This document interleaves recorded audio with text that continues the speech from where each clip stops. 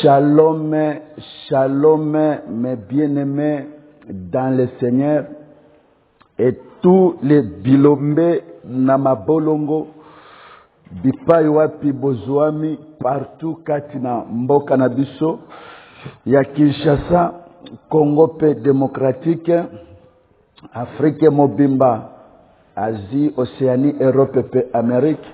Bisika nyonso ngolu na Nzambe eko pesa melabino pona kolanda biso yawe Nzambe na biso azwa lokumu apambola bino amona bino pe asalela bino bisika nyonso bozwami kolo azwa lokumu mes bien-aimés tozali en direct ndenge tozali kotelema liboso na bino sur Facebook na page na biso ya groupe d'intercession bilombe na mabolongo et aussi sur YouTube pe lokola bien-aimé wapi ndenge mission na biso ezali ko passer en direct yo mutu omesana kolanda biso na Facebook oke soki ozi biso zwa pe makoki ya ko partager lien ya émission na biso ya bilombe na mabolongo na baami na yo nyonso place nyonso bazwami talisa bango ke notre pasteur Jean Kitima est maintenant en direct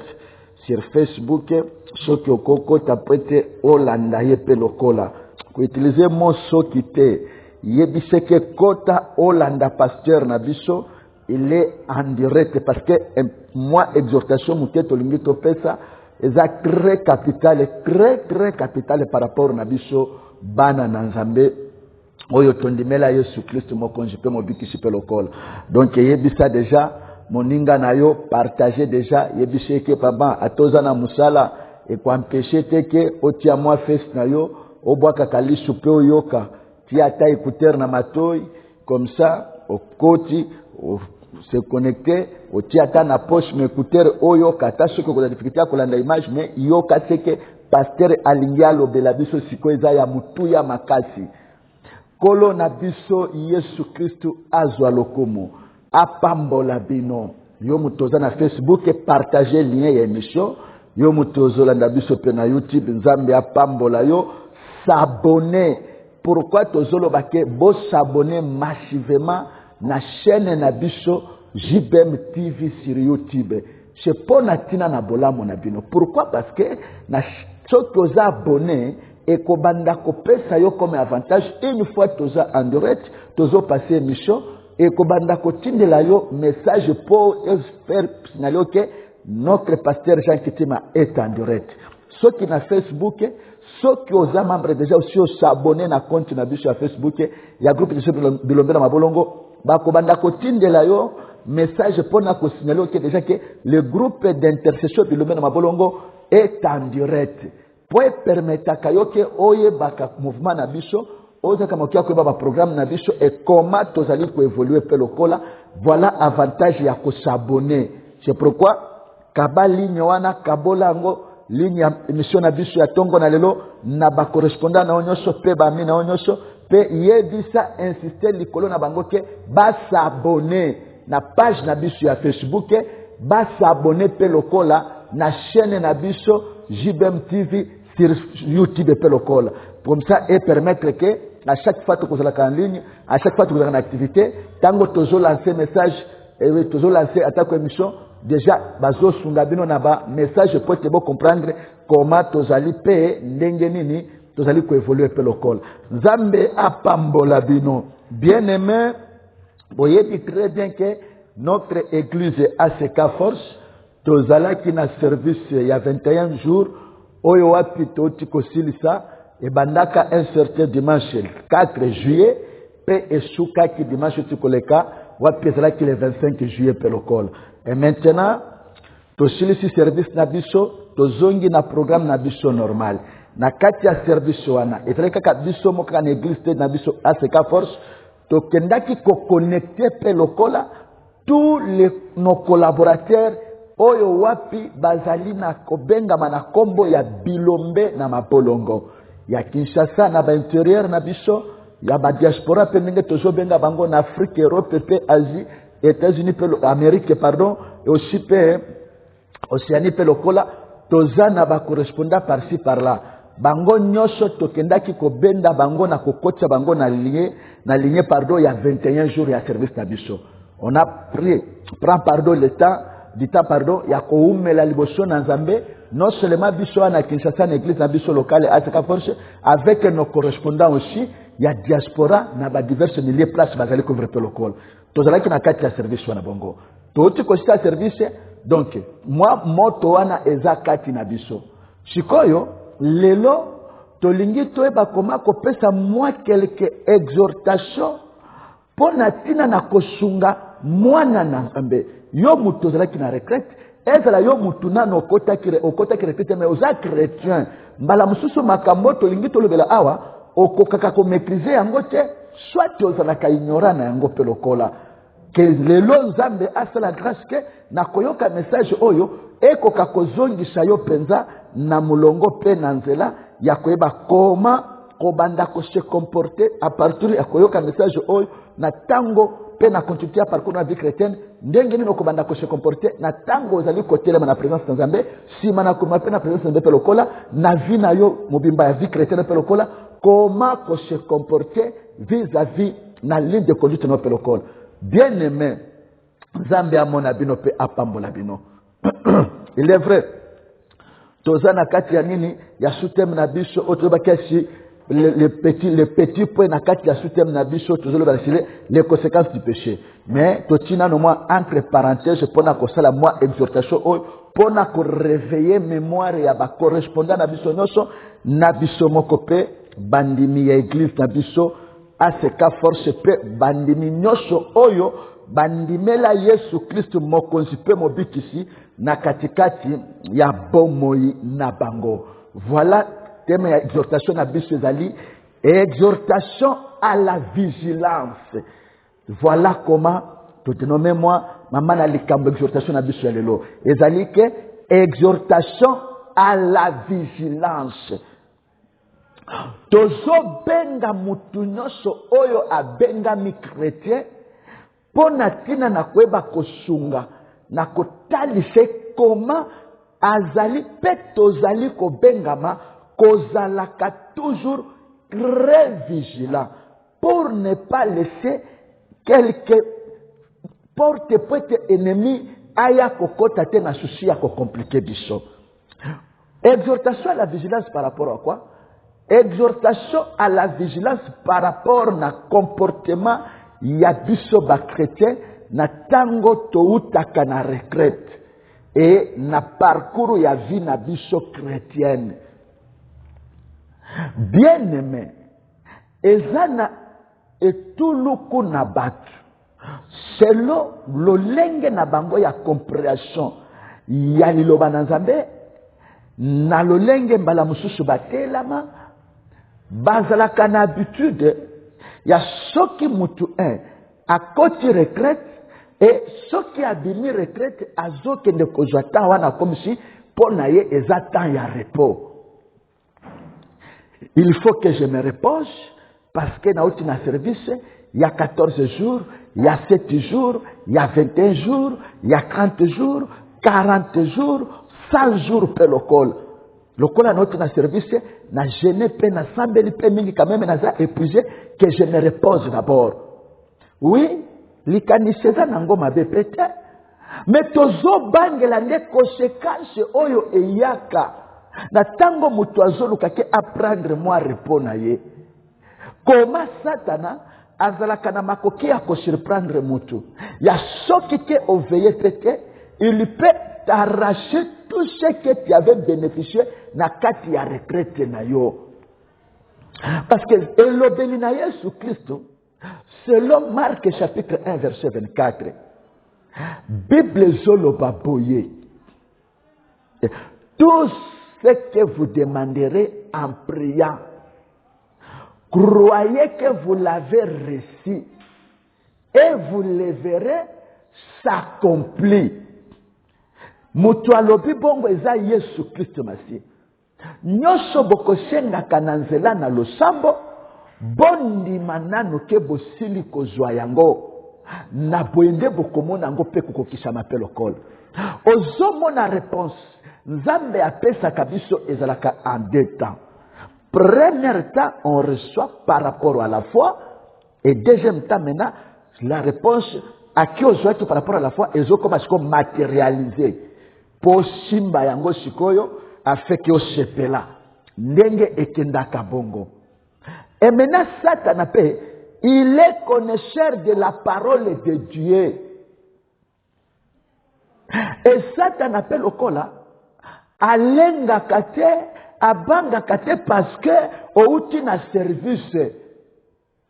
Si c'était ça le cas, il pouvait craindre le Seigneur Jésus-Christ et se tenir à distance de lui pour ne pas s'approcher de lui.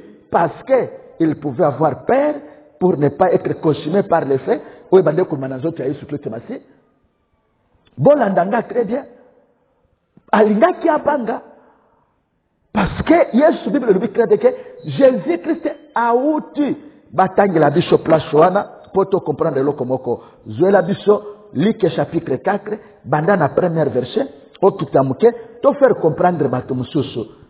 To faire comprendre batumususu bien-aimé Zambia pambolo bien-aimé na biso Alpha bisika ozali à partir ya Butembo na province na biso ya Nord Kivu comté à Beni Zambia pambolo parce que tu es en direct et tu nous suis.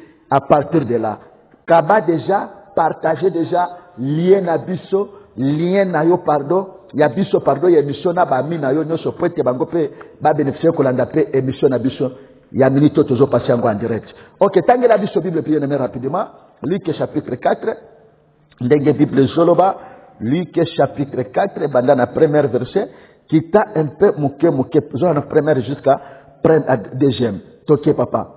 Nous le lisons au nom de Jésus. Bazotangi la biso mukanda na Luc chapitre 4 verset 1 à 2.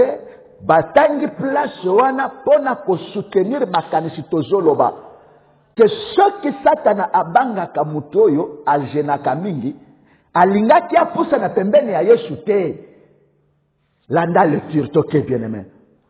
Jésus rempli du Saint-Esprit. Yesu Kristo atondisami yokananu. Yesu Kristo nkolo Yesu oyo abenga mizambe pona nga pe pona yo pelokola pe pona mokile mobimba balobi ke sikoyo na bo Yesu na ye ya bonzambe mena sur likolo na bonzambe na ye atondisa maki na nguya ya molimo mosanto Jourdain. Auti na ngambo ya Jourdain. Et il fut conduit par l'esprit dans le désert. Pe akamba maki na mulimo na kote ya esobe. Où il fut tenté par les diables. Bipai wapi amekamaki na Satana na pendant 40 jours. Est-ce que vous comprenez? Tobandi ko sala un peu analyse. Bible dit que Jésus-Christ est rempli d'abord du Saint-Esprit. Akenaki na désert bisika a passé 40 jours pamba comme si c'est là bisika qui n'est que la puissance. Bisika outaki, il était d'abord rempli de la puissance du Saint-Esprit. Et c'est l'Esprit qui lui a conduit maintenant vers le désert. Et c'est de là, dans le désert, il fit passer 40 jours. Et dans 40 jours, il était tenté jour pour jour par le diable. Pour dire que ce n'est pas seulement à cause de la plénitude et la puissance, oh, il y a des gens qui sont quelqu'un qui est Satan. Ce qui est comme la bongo, des Satan, les gars qui a poussé na tête pembeni ya Yesu Kristo Masia. Mais Yesu Nzambe a toni sami na ngana molomo santu, mais Satan a bangi tenguya wana kati na Yesu Kristo. Apusa naki, pe atelemaki liboso na Yesu Kristo. Abandi komekaye. 40 jours Yesu azo senga na ye makambo na ye, Satan pe aza pembeni pe lokola, azo ebise pe makambo na ye pe lokola. C'est le liboma na ye mataki na mutu pe lokola. Bien-aimé, langa lecture toke bien-aimé. Il ne mangea rien durant ces jours-là. Yesu Kristo na mikolo nyonso 40 wana aliaki eloko moko te. Et après qu'il fut écoulé, na tango 40 jours esilaki, il eut faim. Ayokaki nzala. Les diables lui disent, dernière round de la bango sikoy. 40 jours na désert aliaki eloko te pe balobiki azalaki komekama na Satana pendant 40 jours. Et le dernier jour sikoy tango asilisi hygiène na ye balobiki ayokaki nzala. Na tango nzala esimbi pe lokola Satana yesko dernier nekto lobakango dernier round de sikoy ya Satana na Yesu Kristo. Satana telemi liboso na Yesu. Bien aimé, Yesu wapi, Yesu nini, Yesu oyo atondishamaki na puissance ya Saint-Esprit. Avant qu'il ne retraite. Tango ake retraite, asali 40 jours, 40 nuits. Amelite ali epete. Capacité ya puissance ya esprit ezalaki na niveau nini bien aimé. Malgré niveau wana, Satan azalaki toujours à côté de lui. Il lui regardait en face.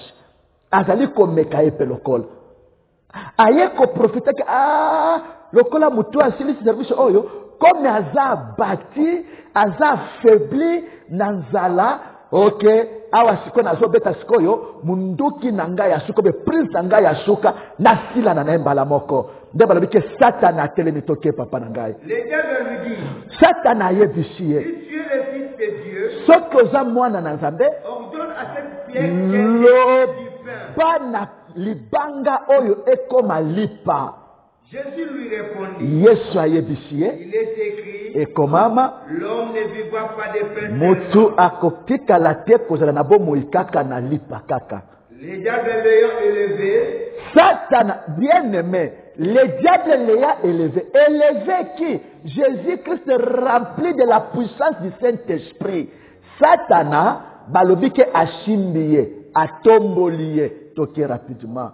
lui montra à un instant tous les royaumes Nambala de la terre moko alakishie mokili mobimba. et lui dit, Pe ayebishie. je te donnerai toute cette puissance Nakopesa yo nguya nyonso oyo. et la gloire de ces royaumes, Pe kembo ya nini ya royaume oyo. car elle m'a été donnée. Po ete epesamela ngai. Je la donne à qui je veux. Nga mpe napesaka yango na moto oyo nga nalingi. Si donc tu m'adores, Soki kaka ogumbameli ngai elle sera tout à toi. ekokoma nyonso mpo na ntina na yo. Jésus lui répondit, Yesu mpe arépondre il ye est écrit, ekomama mpe adoreras le Seigneur ton Dieu, okogumbamela kaka nkolo na yo Nzambe et tu le serviras lui mpe seul. okosalela kaka ye moko. Le diable le conduisit encore à Jérusalem Yesu akambi ye lisusu na Jerusalem et plaça sur le haut du temple. atomboli ye likolo na tempelo ya Jerusalem mpe ayebisi ye Si tu es le fils de Dieu, soki solo oza mwana na Nzambe lève-toi d'ici en bas, mibwaka awa na se car il est écrit, po ete ekomama il donnera des ordres à ses anges akopesa à ton sujet, atako ningisa na baange mpo na ntina na yo afin qu'ils t'égarent na ntina ete babatela yo et ils te porteront sur les mpe lèvres. bamema yo na maboko De peur que ton pied ne na heurte ntina contre une ete pierre. makolo na yo ekoka kotutana te na mabanga. Jésus lui répondit, Yesu ayanoli ye il est dit, elobami boye ne tentera point le Seigneur ton Dieu. okotikala komeka te yawe nzambe na yo Après l'avoir chassé de toutes ses manières, nsima na komeka ye na balolenge nyonso le diable s'éloigna de lui satana akende kokima mosika na ye jusqu'à un moment favorable par kino le na Seigneur. ntango moko boye koka liloba na yawe nzambe soki ozali branche betela ata Yesu maboko bien aimé nzambe azwa lokumu naza na posa na revolte yo mpe nalongola eloko moko boye mbala mosusu ekoki kozala tako mwa ignorance ebande kolata ope lokolo afeke ozonga na nzela ndenge esengeli ozomona koma bazolobela biso awa Yesu Kristu na puissance na ye molemo santo Yesu Kristu akoti na service 40 jours 40 nuits sans kolia sans komela pete omoma ntango tokotaka na service pe dimension komemela yango jeune ya seke ekendaka mpe kopesa biso bakapasité ya kosamagazine spirituellement mpona kokoma de plus en plus très forte ndenge ezali wana. Donc pour dire que la puissance du Saint-Esprit avec un jeûne de 40 jours sans rien manger ni boire, Jésus-Christ a comme quelque chose très puissant. Mais malgré ça, le diable a banga qui était a poussana qui pembeni na ye. Malgré ça, Satana akendaki koshimba Yesu atombolie likolo na ngomba pe ayebisi eke bokozo nazolakisa yo ezali ya ngai na tembo nango royaume oyo ezali koloba mokili mobimba abengi yango royaume eza ya ngai pe na tembo nango pe lokola napesaka yango na mutonga na lingi me soki obukeli nga libolongo parce que epesanelanga nga pe napesaka yango na mutonga na lingi pe lokola balobi ke Yesu a répondre ye azwi lisusu Yesu Kristu akene lisusu likolo na nini na temple ya Jérusalem akiti na se atiki likolo bikasava mi bwaka kasi lokolo ekomama po ekopesa mananingisa na baange basimba yo na maboko na tinete makolono ya kotuta ntena mabanga pe lokolo. Yesu a répondre ye. Ba réponse na Yesu Christ n'est sala qui peut être Satan à se retirer. Qu'est-ce que je voulais dire par là? Ce n'est pas parce que tu es rempli du Saint-Esprit qui faisait de toi que Satan a bangayo. Satan a banga kakaka l'homme qui a la connaissance de la parole véritable. Ah,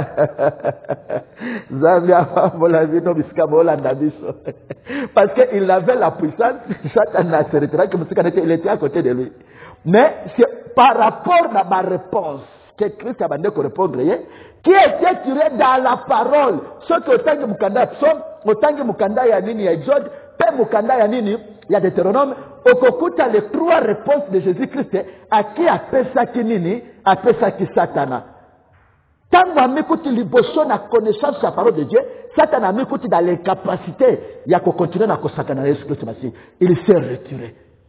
Yesu pe atika li babike baaje bakiti baye ko servir pe lokolo nini na lingi na lobo pona bato balinga ka ko se reposer après retraite alingi apema na pema nano to lendi ba prière yango pe butu na église da biso pe ba karo malili na elanga yango pe lokolo papa ja pesi ka bandi pe prière ya benda ka pe lokolo ko bateke malili pe ezali pe lokolo na se reposer nano yo moni comme si okanisi malamu okanishi malamu te okanishi mabe parce que risque za pembeni na yo.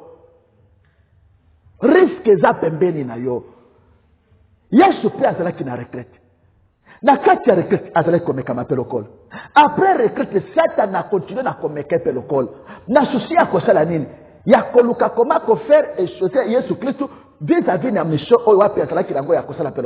et s'il était capable de s'approcher pembeni à Yesu Christ Massi, bongo pembeni anga na yo sikoyo.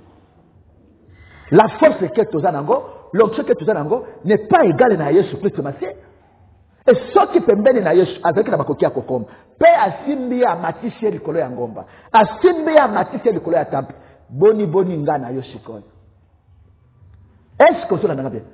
Et si Christ a longa que c'est à cause de la connaissance de la parole de Dieu. C'est ça la connaissance à qui wapi. Tozoti ya kati na oke etika la kati na yo. Pour me makona makoki ya kweba koma ko longa ennemi.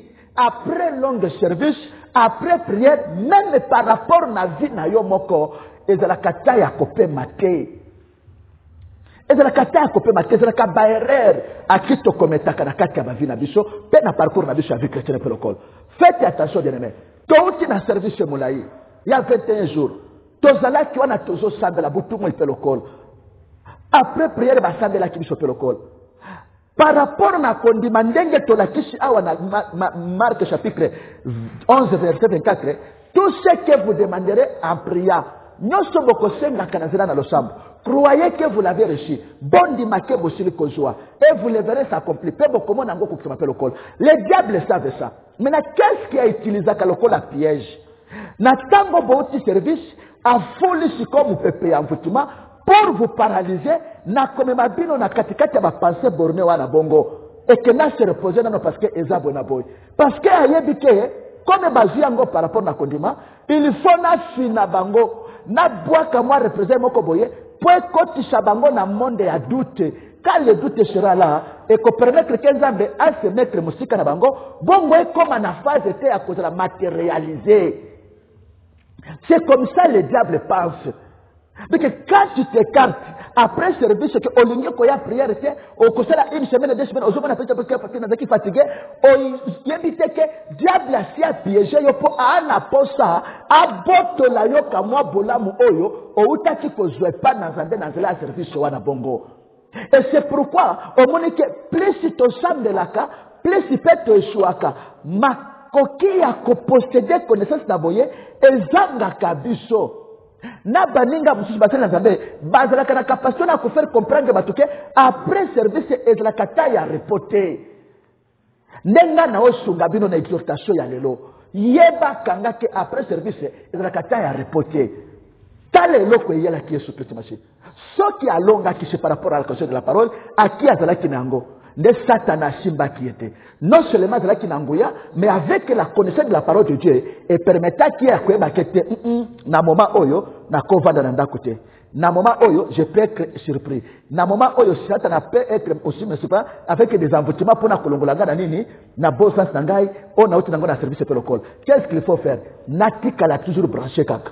Na comme ça na programme nangai, il y a tant à cause se reposer, mais pas kozanga prière. Pas kovanda na ndako. Connaissance de foi mema mutundenge wana. Yesu azobenga batu na vigilance. Yoka politique ya Satan. Bazotangela biso mukanda na Nzambe. Like chapitre 11 verset 21 à 22. Toki na no place wana bongo. Sunga biso rapidement papa to sala ngonga na minute, course na minute pardon. Toki like chapitre 11 verset nango 21 à 22. Toki rapidement bien aimé. Lorsque un homme fort et bien armé garde sa maison, yoka malam landa bien balobike tango mutu na makasi azaya kolati samana bibundeli abatela kamalamu ndako na ye et ce qu'il possède est en sécurité. Pe makambo nyonso oyo aza nango ezalaka na kati ya nini ya sécurité. Mais si un plus fort que lui survient et le donne, il landa bien. Kasi soki mususu oyo aza makasi koleka ye akangi ye, il lui enlève toutes les armes dans lesquelles il s'est confié. Abotoli ye minduki nyonso oyo wapi bipai abande kotiela mutema, et il les distribue ses dépouilles. Pe akokabola biloko na ye nyonso ndenge alingi. Est-ce que vous comprendre? Verset 21 à 22. Landa sikoyo. Pourquoi tozali insister par rapport na place wana? Tolobi ke Yesu ayebisi biso na Marc chapitre 11 verset 24. Tout ce que vous demanderez en prière, croyez que vous l'avez reçu et vous le verrez s'accomplir. Le les a réponse et ça m'a à 2 temps. Ça commence par la foi et pour arriver à se matérialiser ce qu'on y a pour simba mutuka na yo, o simba libala na yo, o kumba zemi na yo selo nenge osinga ki ango pelokol. Maintenant, bolamu na nzambe likolo na biso ne Satan alingaka te. Akombataka biso poto tika la komona bolamu na nzambe te na vi na biso. Komba na yo wana na tango amoni ke yo tina présence ya nzambe ayebi très bien comme na minute oyo foi na ye ezali kopesa ye makoki akozala toujours ferme ya koke makambo asengi asi azu yango pe akomona yango kusema pe lokolo. Qu'est-ce qu'il faut faire? To ize représente ye moko pona ko déstabiliser foi na ye na tango akokota na monde ya doute nzambe a détester ye pe lokolo. Et que ça la nini et que permettre que être dans les capacités ya kobika matérialisation ya ce qui a uti kosenga. Ndeo komona après service batu ebele basosola makambo yo te kanga yango na mutu na yo faiblesse kanga kabatu na ko s'échapper pour la kobata masima komeke na se reposer nano parce que naza na nini na uti na service monene eloko ekonnektaka biso na Saint-Esprit pe kendaka kopesa biso toko ka kozala de plus en plus très forte, c'est la prière. Et ça lokola ozi batterie oti na charge nango pardon. Ce qui olongoli batterie eko continuer te na ko garder charge, au contraire charge ko banda kosala nini ko diminuer. Ce qui oti yango en place nde eko banda kosala nini ko sa magazine na charge wana moto wana bongo pona ko se charger avec etonda. Si quand yo tango se déconnecter le bike na vanda no parce que na bolembu et comme ça la kenini capacité oyo utaki nango na retraite sala nini et diminuer parce que ozo alimenter les sous moto wana te na prière ozo kita o matango oti na retraite wana ozo bi semblable ya mutu babengi homme fort parce que oza rempli na puissance na Nzambe kati na yo ki le Saint-Esprit ozo bi ma homme fort.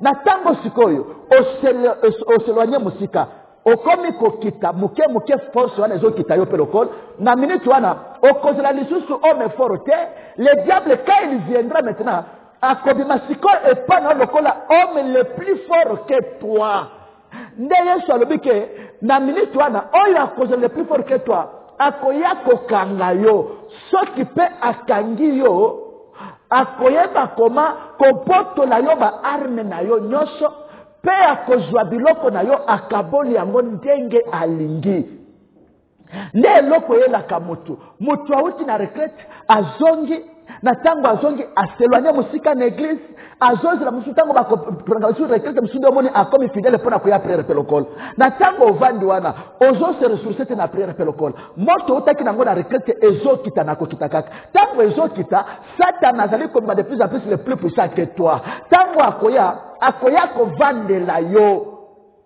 na kovandela yo wana bongo nde okomona sikoyo faiblesse ekomi bakoshemare ezongi bandoto ya kolia na butu ezongi makambo nyonso soki boke nga mutu ekuti doki na pre pourquoi bandoto boye onde makambo yango peza kasolo pete na tiki na nga yo okanisi ke oraisonne bien c'est le diable qui te fait comme ça azwa mvuto okende na basanse wana tango ozabe pe akotala mais que tu n'es pas sérieux et sérieuse allez à se retirer de toi. Maintenant, Satan a bandé que c'est le bisala sala. Donc, on a tout ce qui était prévu pour la tine obikango pelokola, azui yango a bombi yango. Histoire ne peut que place on a bongoti. Au tika kana ba imetke tokota ka retraite. Poto zelo na bandinye belé. Na église normale ayakate. Ya ce que est-ce que ba programmer service ceux qui va programmer service ne omoni ya telemina no bongo ceux qui service sili akimi pe lokol yo moko zali ko kende komi salisa musala ya punda poti lelo oyo otika la komona bolamu na nzambe te à cause ya comportement na yo voilà tolingi ke biso bilombe na mabolongo na bandini église na biso comment to comprendre makambo to telema pour ne pas laisser crève moko boye après retraite de peur que l'ennemi a jeté kate ya kokota poya ko faire subir bino de mauvais sort, pardon, na kutina koba kuarracher bénédiction botaki na service à 21 jours. Yango to sengi na kuke mutu nyonso atelema. Parce que ceux qui ont s'éloigné, au kati zela moyo zela limate ko zela pete diable akoya ko telema likolo na yo pe ako imposer loi na ye likolo na yo akoboto la même oyo zwaki na 21 jours okotika la lisusu na kati ya bileli leli. Na minute wana nzambe aza responsable za nde yo moko na yebite soki bozolanda biso malamu responsable seka nde yo moko sikoyo eyebaka pe kanga ke Satana abosanaka agrese na ye te bisika wapi autaka nde bisika akontaka pe kozongela pe lokola donc osambelaki obengelelaki moto na nzambe obengalaki mabe ekendaki mais ba piéger yo pona kweba kwa mvute yo afeke ozala pembe na prière pété na tango ba réussir wana bongo ozongi tango kokoma très faible bakoya lisusu kozonga nde Yesu azolo bapoye tanga siko verset 24 à 26.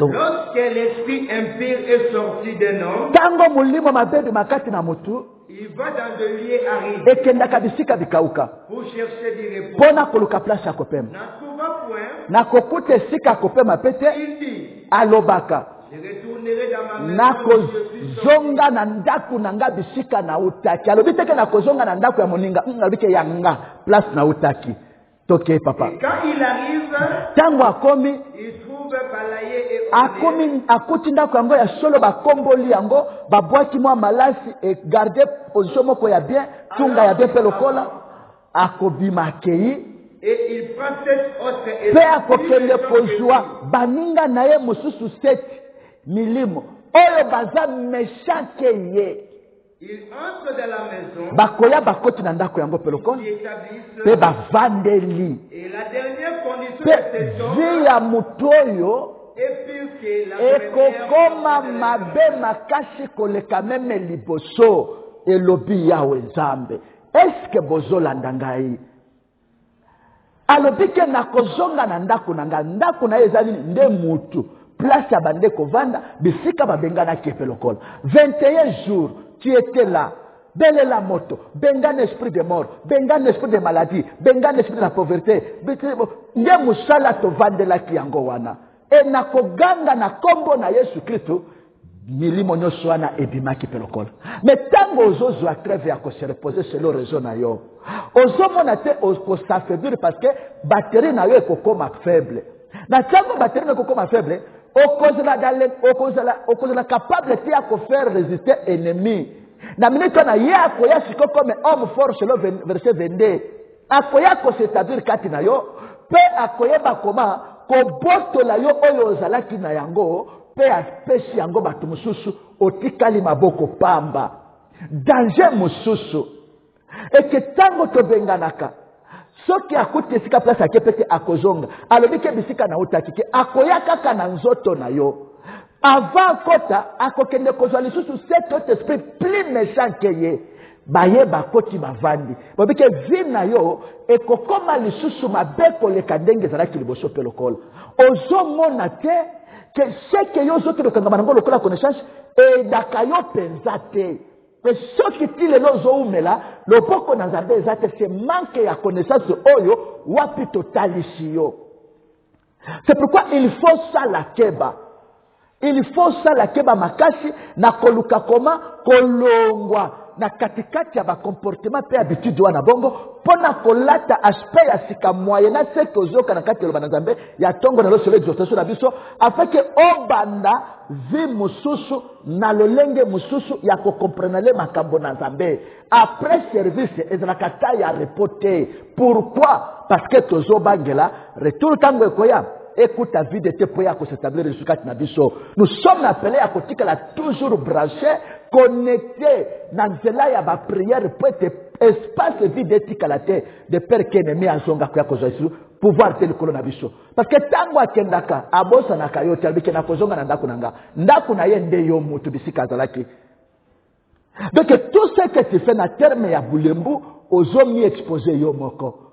C'est pourquoi qu'on la kombo ya pasteur Kola na kombo ya nzambe te talana no comportement na habitude na pelokol. Ozala kandenge nini après prière. Tozala que na service ça va, mais après service oza wapi. Ba komi koloko na prière. Ozo mona lisusu pete. Et comme ya kobenga yo pelokol. Est-ce que retraite ezali? Ba sala ta prière abakate. Ah, ngami kololo kala na kuyaka so ba sala prière abaka. Yo ozo ka prière abaka. Mais zalana no na zua ya oyo utaki kozua pendant 21 jours. Et Satana azalaka favorable te na mutu. Donc moni Pierre azoye bisabiso boye. 1 Pierre chapitre 5 ce que bakotangela biso na rapidement to souke les places wana bongo. 1 Pierre chapitre 5. Bible zolo bandenge nini. Sala noki papa minute style. 1 Pierre chapitre 5. Bazoba na verset 8. Bible Lobinin. Nous lisons le livre de 1 Pierre chapitre 5, verset 8. Nous le lisons au nom de Jésus. Alléluia. Soyez sobres. Soyez sobres. Qu'est-ce que cela veut dire soyez sobres? Donc, zala nabumutu. Yakoyeba komisenzela na yo moko na komitika te na excès ya iloko songolo pakala. Donc, misenzela na ndenge na yo moko na koza na makoki ya ko contrôler mouvement nyoso tout autour ya vie na yo. C'est ce que Pierre a dit à babongo. Sobre ninge ko babongo pour ba détails ezebele to ke na lingala to ke papa. Veillez. Senzela. Votre adversaire le diable. Bo senzela monguna na bino Satana. Ressemble ayant rigide. Azali ko baluka lokola koshi oyo azonganga. Cherchant qui il dévorera. Azoluka nani akoki kolia. Résistez-lui avec une force. Botelemela ye na kondima moko ekuba. Sachant que les mêmes souffrances sont éprouvées. Na koyeba na boyeke pasi moko wana ezali lisusu imposé na bandeko na bino batikala na mokili. Est-ce que vous comprenez? Pierre azotalisa biso nature ya ennemi na biso. Comment azalaka? C'est un loup qui n'épargne pas. Ndenge Yesu pe surnommé qui est pelokol. Donc akolinga ko perdre yote na tango ozui quelque chose de pas dans Nzambe. So ki le loke lokwa de ko matérialiser kombo na Nzambe ko kumisama o ya lingi te ko mabongo ya lingi so ki osungami fo yende azala ki apesa ki yote. Nzambe te. Et c'est pourquoi abaluka ka toujours pona ko koma ko dévorer ko arracher ce que yo bénéficier qui pas dans Nzambe. Donc, ce qui est politique, nous avons après retraite, ok, kopé mon vandi, okotika la kanayango, bien aimé, kolela ekosi la kate kati na bomo na yo. parce que na tango kobanda kokenda ka kopema wana bongo Satan akobanda kwa a utiliser représailles pe ya botolio ozwaki otikali pe kaka ndenge wana retraite musunesko telemi oyo ozwaki d'abord bashiba lokoti yango obandi swa zero na minute wana mukolo nini okomona bokokishami ya Nzambe apesa kope lokolo Nzambe te mutu azama be nga Jean Kitima tianga ripete pasteur na yo pete tikaye na kimia yo moko mwena comportement na yo ndo zomi bendela batamila yi sanki omona loboko na Nzambe à cause ya comportement za kanangwa na bongoti soki oko changer et okozonga pesa na olenge sengeli na banzike Nzambe akozanga te kopambola yo okozanga te koshimba seke Nzambe apesa kayo à chaque service okotaka pona kolokelongi na ye pe kolela ye pe lokola faites attention combat tozobunda eza facilité donc komona Paul aloba na Ephésiens chapitre 6 banda verset 12 10 pardon kitana verset 12 okomona jare ya batoto bundaka na bango ezali c'est un ennemi le moindre te c'est un ennemi. C'est un ennemi. C'est pourquoi ceux qui ont tant de les armures des combattants à qui Paul a la qui dit azo ibseso bakambwe belé sengeli to ajouter 4 na biso Nzambe asunga biso vendredi to kokoba place wana bongo poto si exhortation na biso bien avant que tous la lisusu ba pour na biso péché. Eza facilité. Donc comprendre une chose bien aimé bisi kozali qui a fait kanga na kati na yo comme boye bike après retraite ezala kata ya reporter. Parce que tout ce que ko sala en termes ya kolokaki o se reposer yebake mabe kozonga kaka pona tina na yo moko ndenge tolobike c'est la prière moteke connecta kabiso pe ke ndako charger biso poto na capacité pe puissance ya molimo mosanto pe lokola kati na biso mais dès que tozo sable la te eza lokola ke to kati coupure wana bongo moi tout de la charge a pété na minute wana tukina sala ni kokoma décharger et ce que to comme décharger puissance ya satana e komata likolo pe ko ya ko compliquer biso pe lokola ndio moni to pesaki Luc chapitre 11 21 à 22 pe lokola et na minute wana muto akoshibir ezaka kayo moko. Donc ça la keba bisiko zali comprendre ces choses et telema bandako sukako misalisako telema na kotambola ndenge Saint Esprit asungeli biso na moi exhortation oyo na banzike Nzambe na lola akotika kayote il sera là pe akobandaka kosala toujours poete omona kakembo na ye pe bolamu na ye na vie na yo. Bien-aimé to sukeli a pona lelo rendez-vous ezali vendredi poto continuer le sous fait que to sisanini exhortation na biso oyo avant tozongela suba point na biso sur le péché. Nzambe amona bino apambola bino akokela bino na baposa na bino. Partager lien et émission na biso ya lelo na ba ami na bino ba correspondant na bino pe lokola. Bo s'abonner pe massivement na compte na biso ya Facebook pour permettre ka bino bozala kana makokia kolanda ka émission na biso. Bo s'abonner pe massivement na chaîne na biso JBM TV sur plateforme ya YouTube pe lokola. Et permettre ka bino ke bozala capable ya kozwaka biso na chaque programme tozoke nango ba kobanda ko faire kotinde bino atako message pe oyebi que le pasteur est en direct olandi biso pe lokola. C'est ça bolamo ya ko s'abonner. Donc bo s'abonner massivement na chaîne na biso ya télévision JBM TV sur YouTube et na plateforme na biso ya Facebook pe lokola afin que to marche kanabino na bomoko ya makanisi pe oza na capacité ko na kabembiso na biso nyoso pe lokola Nzambe na biso apambola bino akanisela ndeko na biso leo wazali réalisateur ya mission na biso akanisela ndeko na biso pe ilunga oyo azali motangi ya Bible pe lokola pe asala poete bolamu na ye pe ngolo na ye ezala pona bio pona nga biso nyoso tondimela Yesu Kristo mokonzi pe mobikisi. Rendez-vous vendredi soki Nzambe abateli biso pona loto sukeli ao ale topesi bino mbote bye.